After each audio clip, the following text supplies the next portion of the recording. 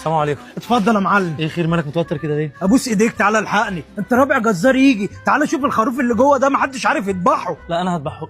ومين دول؟ ولا اهل المنطقه ده مفرج عليا امة لا اله الا الله. وعلى كده بقى هو ده اللي هيذبح الخروف اللي جوه؟ اه حبيبي انا هذبح الخروف اللي جوه، السكينه والمستحد مش لعبه اي حد. افتح لي الباب ده. مين ده؟ ده الخروف. خروف؟ انت شاريه منين؟ من جولد الجيم؟ يلا بينا. فين دهنه؟ دهنه سبك ومشي. دهنه سابني وماشي عايزنا نقعد؟ لا لا لا ده مش طبيعي، الخروف ده عايز دجال مش عايز جزار. مش هتذبحه يعني؟ مطلعني ال 14 على رجلي، ما كنا ركبنا الاسانسير. معلش مش مشترك فيه. لا اله الا الله. فين بقى الخروف؟ ايه يا معلم ده راح فين؟ ده انا كنت رابطه هنا، ده يكون رمى نفسه. اكيد رمى نفسه، ده انا بقالي 5 دقايق معاك وعايز اموت نفسي. الاكل بتاعه فين؟ هو لازم ياكل؟ لازم ياكل؟ لا اله الا الله. اوعى يا جدع انت. راح فين يا معلم؟ غير في ده تاخدني. خد يا معلم. ايه ده يا حاج؟ الذبيح.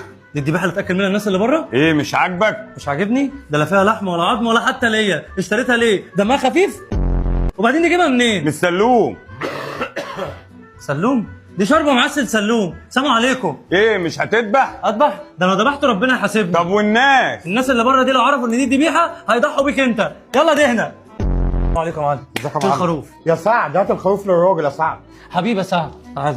بتعمل ايه يا عم؟ ده سعد الخروف جوه. والله ايه اللخبطه اللي على الصبح دي؟ تعال اهو.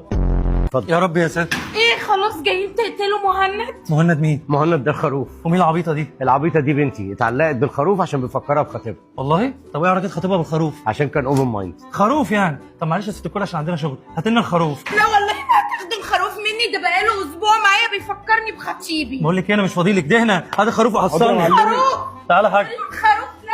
عارف يا حاج اللي عماله تندم على الخروف دي جوه؟ اول ما تعمله فته اول واحده هتفطر منه.